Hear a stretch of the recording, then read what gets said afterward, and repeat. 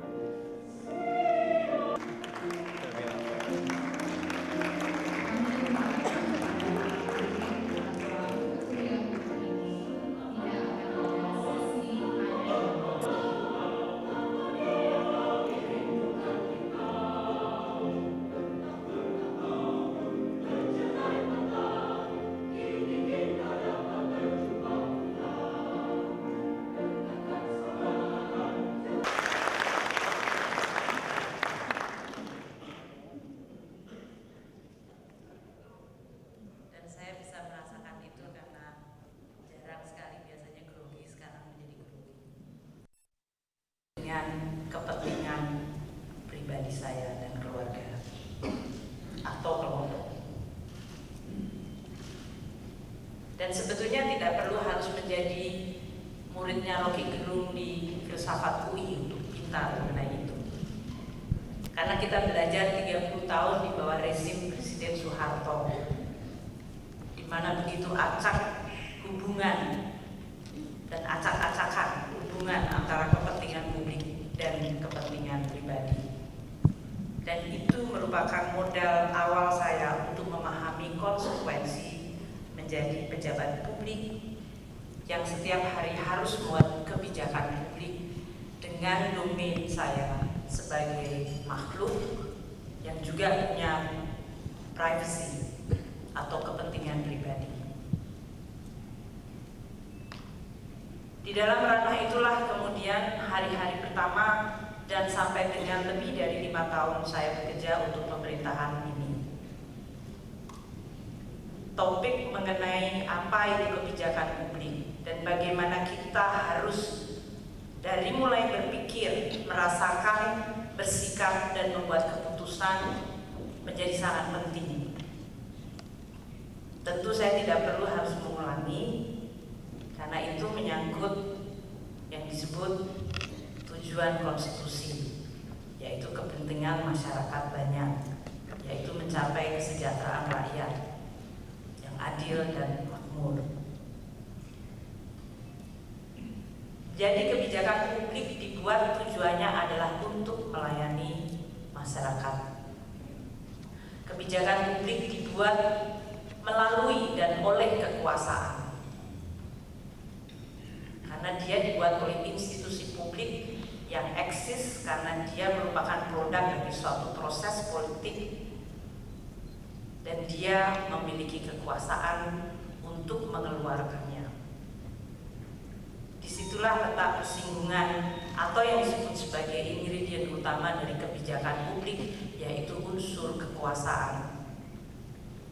Dan kekuasaan itu sangat mudah menggelincirkan kita. Kekuasaan selalu cenderung untuk korup.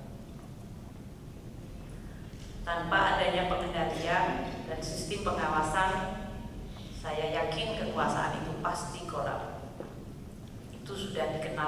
semua. Namun pada saat Anda berdiri sebagai pejabat publik, memiliki kekuasaan, dan kekuasaan itu sudah dipastikan akan membuat kita korup, maka pertanyaan, kalau saya mau menjadi pejabat publik dan tidak ingin korup, apa yang harus saya lakukan? Oleh karena itu, di dalam proses-proses yang dilalui atau saya lalui, jadi ini lebih saya cerita daripada kuliah. Dari hari pertama, karena begitu khawatirnya, tapi juga pada saat yang sama punya perasaan anxiety untuk menjalankan kekuasaan, namun saya tidak ingin tergelincir kepada korupsi. Maka pada hari pertama Anda masuk kantor, Anda bertanya dulu kepada sistem pengawas internal Anda dan staf Anda. Apalagi waktu itu jabatan dari Bappenas menjadi Menteri Keuangan. Dan saya sadar sesadar-sadarnya bahwa kewenangan dan kekuasaan Kementerian Keuangan atau Menteri Keuangan sungguh sangat besar. Bahkan pada saat saya tidak berpikir korup pun, orang sudah berpikir ngeres mengenai hal itu. Bayangkan seseorang harus mengelola suatu resources yang omsetnya tiap tahun sekitar mulai dari saya mulai 400 triliun sampai sekarang di atas 1000 triliun. Itu omset. Total asetnya mendekati 3.000 triliun lebih.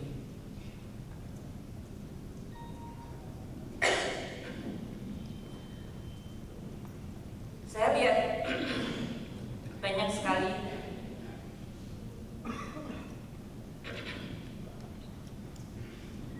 kalau bicara uang terus langsung.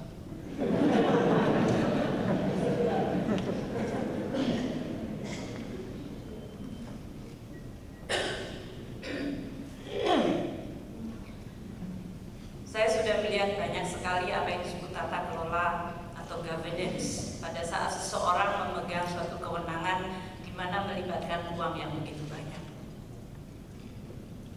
Tidak mudah mencari orang yang tidak tergiur atau apalagi terpeleset sehingga tergoda bahwa apa yang dia kelola menjadi seolah-olah menjadi barang atau aset miliknya sendiri.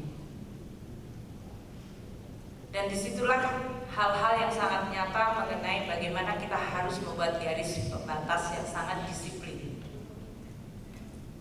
Disiplin pada diri kita sendiri dan dalam bahkan pikiran kita dan perasaan kita untuk menjalankan tugas itu secara dingin, rasional, dengan penuh perhitungan dan tidak membolehkan perasaan ataupun godaan apapun untuk bahkan berpikir untuk mengabusnya.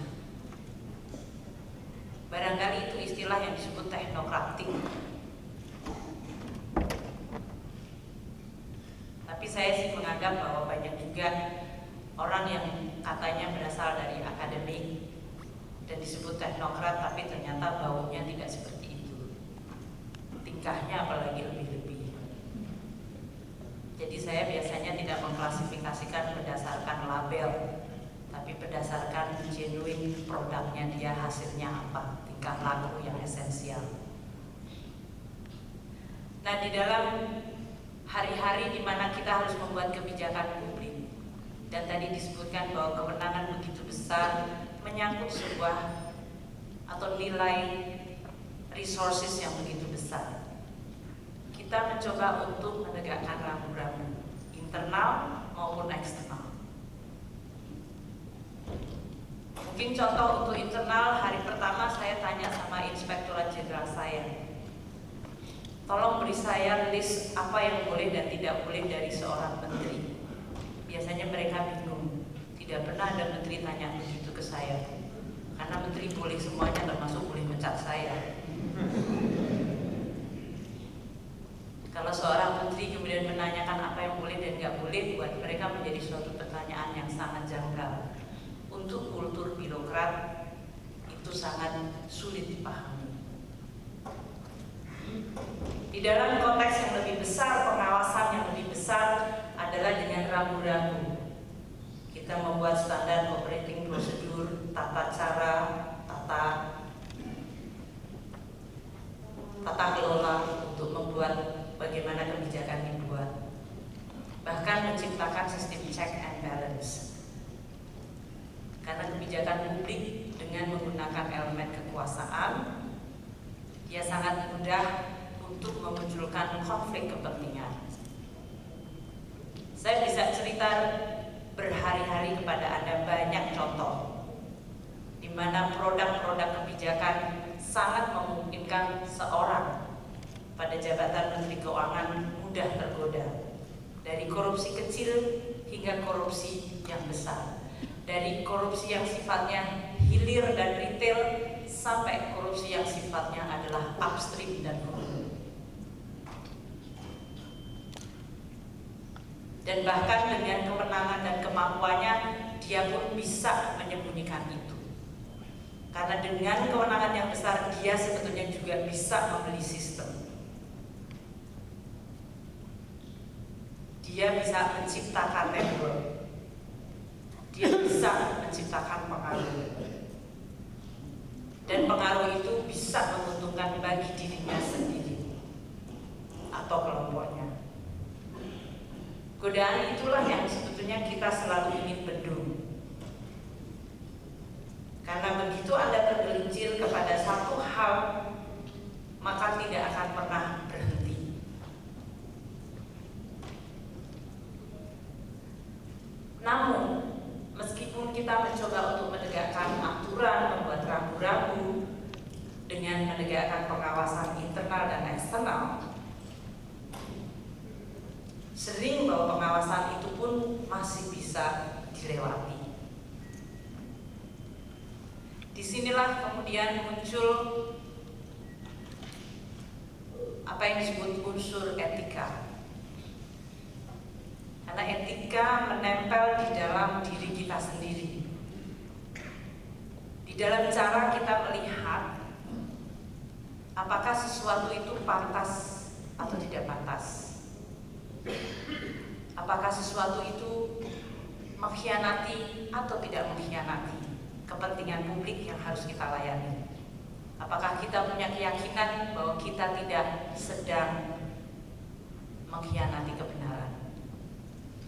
Etika itu ada di dalam diri kita. Dan kemudian kalau kita bicara tentang total, atau dalam bahasa ekonomi yang keren namanya agregat, setiap kepala kita dijumlahkan menjadi etika yang sifatnya agregat atau publik. Pertanyaannya adalah apakah di dalam domain publik ini setiap etika pribadi kita bisa dijumlahkan dan menghasilkan barang publik yang kita inginkan, yaitu suatu rambu-rambu norma yang mengatur dan memberikan guidance kepada kita. Saya termasuk yang sungguh sangat merasakan penderitaan selama menjadi menteri, karena itu tidak terjadi. Waktu saya menjadi menteri, sering saya harus berdiri atau duduk berjam-jam di DPR. Di situ anggota DPR bertanya banyak hal, kadang-kadang bernada pura-pura sungguh-sungguh. Mereka mengkritik begitu keras. Tapi kemudian mereka dengan tenangnya mengatakan ini adalah panggung politik, Ibu. Waktu saya dulu masuk Menteri Keuangan, pertama saya masih punya 2 dirjen yang sangat terkenal, Dirjen Pajak dan Dirjen Bea Cukai saya. Mereka sangat powerful karena pengaruhnya dan juga respectability saya tidak tahu karena apa kepada anggota dewan luar biasa. Dan waktu saya ditanya mulainya dari segala macam, setiap keputusan, statement saya dan yang lain-lain selalu ditanya dengan sangat keras. Saya tadinya cukup naif mengatakan, oh ini ongkos demokrasi yang harus dibayar. Dan saya legowo saja dengan tenang saya menulis pertanyaan-pertanyaan mereka. Waktu sudah ditulis mereka keluar dari ruangan, nggak pernah peduli mau dijawab atau tidak. Kemudian saya dinasehati oleh dirjen saya, Ibu nggak usah dimasukkan ke hati Bu, hal seperti itu hanya episode satu drama saja. Tapi kemudian itu menimbulkan suatu pergolakan batin orang seperti saya. Karena saya kemudian bertanya, tadi dikaitkan dengan etika publik.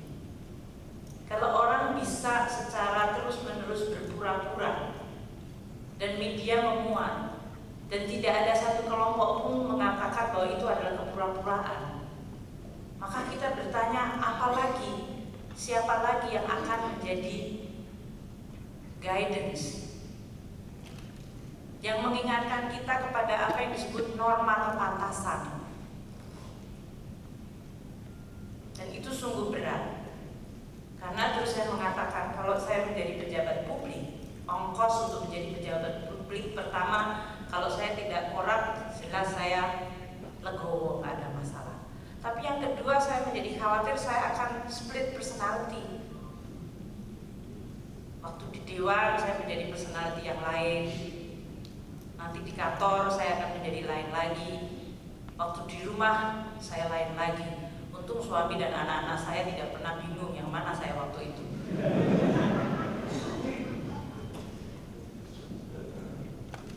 Dan itu sesuatu yang sangat sulit untuk seorang seperti saya untuk harus berubah-ubah. Kalau pagi lain nilainya dengan sore, dan sore lain dengan malam, malam lain lagi dengan tengah malam. Kan itu sesuatu yang sangat sulit untuk diterima. Itu ongkos yang paling mahal bagi seorang pejabat publik yang harus menjalankan dan ingin menjalankan secara konsisten. Nah, oleh karena itu, di dalam konteks inilah kita akan bicara mengenai kebijakan publik, etika publik yang seharusnya menjadi landasan, arahan bagi bagaimana kita memproduksi suatu tindakan keputusan yang itu adalah untuk urusan rakyat, yaitu kesejahteraan rakyat, mengurangi penderitaan mereka, menaikkan suasana atau situasi yang baik di masyarakat. Namun di sisi lain kita harus berhadapan dengan konteks kekuasaan dan struktur politik, di mana buat mereka norma dan etika itu nampaknya bisa tidak hanya double standar, triple standar. Dan bahkan kalau kita bicara tentang istilah dan konsep mengenai konflik kepentingan, saya betul-betul terpana. Waktu saya menjadi eksekutif director di IMF, pertama kali saya mengenal apa yang disebut birokrat dari negara-negara maju. Hari pertama saya diminta untuk melihat dan tanda tangan mengenai etika sebagai seorang eksekutif director, do dan don'ts. Di situ juga disebutkan mengenai konsep konflik kepentingan. Bagaimana suatu institusi yang memproduksi suatu policy publik untuk level internasional mengharuskan setiap elemen orang yang terlibat di dalam proses politik itu atau proses kebijakan itu harus menanggalkan konflik kepentingannya. Dan kalau kita ragu, kita boleh tanya, apakah kalau saya melakukan ini atau menjabat yang ini termasuk dalam domain konflik kepentingan, dan mereka memberikan counsel untuk kita untuk bisa membuat keputusan yang baik. Sehingga bekerja di institusi seperti itu menurut saya mudah. Dan kalau sampai Anda tergelincir, ya kebangetan aja Anda. Namun waktu kembali ke Indonesia, dan setahu saya dengan pemahaman mengenai konsep konflik kepentingan, saya sering menghadiri suatu rapat membuat suatu kebijakan di mana kebijakan itu akan berimplikasi kepada anggaran, entah belanja, entah insentif, dan pihak yang ikut duduk di dalam kebijakan itu adalah pihak yang akan mendapatkan keuntungan itu. Dan tidak ada rasa risih, hanya untuk menunjukkan bahwa yang penting pemerintahan efektif,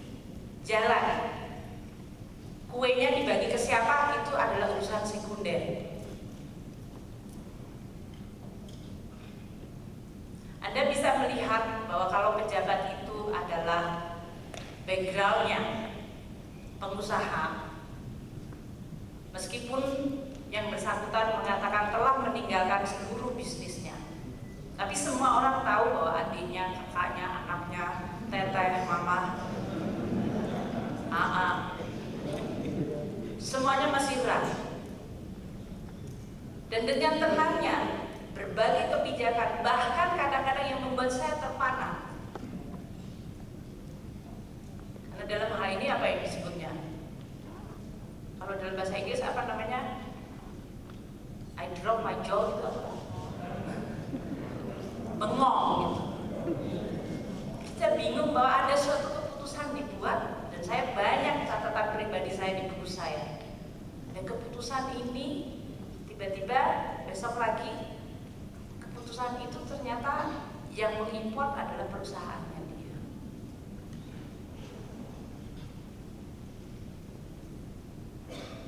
Nah, ini merupakan sesuatu hal yang barangkali tanpa harus mendramatisir yang dikatakan oleh Rocky tadi seolah-olah menjadi the most recent fenomena. Kita semua tahu itulah penyakit yang terjadi zaman Orde Baru. Hanya dulu dibuatnya secara tertutup, tapi sekarang dengan kecanggihan, karena kemampuan dari kekuasaan, dia bisa mengkooptasi decision making proses juga. Kelihatannya demokrasi, kelihatannya melalui proses check and balance, tapi di dalam dirinya unsur mengenai konflik kepentingan dan tanpa etika begitu kental. Etika itu barang yang jarang disebut, Pak. Ada suatu saat saya membuat rapat, dan rapat ini jelas berhubungan dengan beberapa perusahaan. Kebetulan ada dari beberapa yang kita undang, dia adalah komisaris dari beberapa perusahaan itu. Kami biasa, dan saya mengatakan dengan tenang, bagi yang punya afiliasi dengan apa yang sedang kita diskusikan, silahkan keluar dari ruangan. Memang itu adalah tradisi yang kita coba lakukan di Kementerian Keuangan. Kebetulan mereka adalah teman-teman saya. Tapi teman-teman saya itu dengan bitter mengatakan, Mbak Ani jangan sadis-sadis amat lah kayak gitu. Kalaupun kita suruh keluar juga diem-diem aja, gak usah caranya kayak gitu. Saya ingin menceritakan cerita seperti ini kepada Anda bagaimana ternyata konsep mengenai etika dan konflik kepentingan itu bisa dikatakan sangat langka di Republik ini. Dan kalau kita berusaha untuk menjalankan dan menegakkan, kita dianggap menjadi barang yang aneh. Jadi tadi kalau MC-nya mengatakan bahwa saya seperti orang yang mau menjelaskan di luar gua itu ada sinar dan dunia yang begitu bagus, di dalam saya malah dianggap seperti orang yang cerita yang enggak aja. Belum kalau di dalam konteks politik besar, kemudian wah ini konsep barat, pasti ya saja Sri Mulyani neolib. Jadi saya mungkin akan mengatakan bagaimana ke depan di dalam proses politik. Tentu adalah suatu keresahan buat kita, karena episode yang terjadi beberapa kali adalah bahwa di dalam ruangan publik, rakyat atau masyarakat yang seharusnya menjadi the ultimate shareholder dari kekuasaan, dia memilih kepada siapapun menjadi CEO dari Republik ini, dan dia juga memilih orang-orang yang dia minta untuk menjadi pengawas atau cek terhadap CEO-nya. Dan proses ini ternyata juga tidak murah dan mudah. Sudah banyak orang yang mengatakan untuk menjadi seorang jabatan eksekutif dari level kabupaten, kota, provinsi membutuhkan biaya yang luar biasa, apalagi presiden pastinya. Dan biayanya sungguh sangat tidak bisa dibayangkan untuk suatu beban seseorang. Saya Menteri Keuangan, saya biasa mengurusi ratusan triliun bahkan ribuan. Tapi saya tidak kaget dengan angka. Tapi saya akan kaget kalau itu menjadi beban personal. Seseorang akan menjadi kandidat mengeluarkan biaya sebesar itu. Kalkulasi mengenai return on investment saja tidak masuk. Bagaimana Anda mengatakan, dan waktu saya mengatakan, saya lihat struktur gaji pejabat negara sungguh sangat tidak rasional. Dan kita pura-pura tidak boleh menaikkan, karena kalau menaikkan dianggap kita mau menyejahterakan diri sebelum menyejahterakan rakyat. Sehingga muncullah anomali yang sangat tidak bisa dijelaskan oleh logika akal sehat. Makanya tadi Rocky bilang yang ada akal miring. Saya mencoba sebagai pejabat negara untuk mengembalikan akal sehat dengan mengatakan strukturnya harus dibenahi lagi. Namun tetap toh tidak bisa menjelaskan suatu proses politik yang begitu sangat mahalnya, sehingga memunculkan suatu kebutuhan untuk berkolaborasi dengan sumber finansial. Dan disitulah kontrak terjadi. Di tingkat daerah tidak mungkin itu dilakukan dengan membayar melalui gajinya. Bahkan melalui APBD-nya pun tidak mungkin, karena size dari APBD-nya kadang-kadang juga tidak sebesar, atau mungkin juga lebih sulit.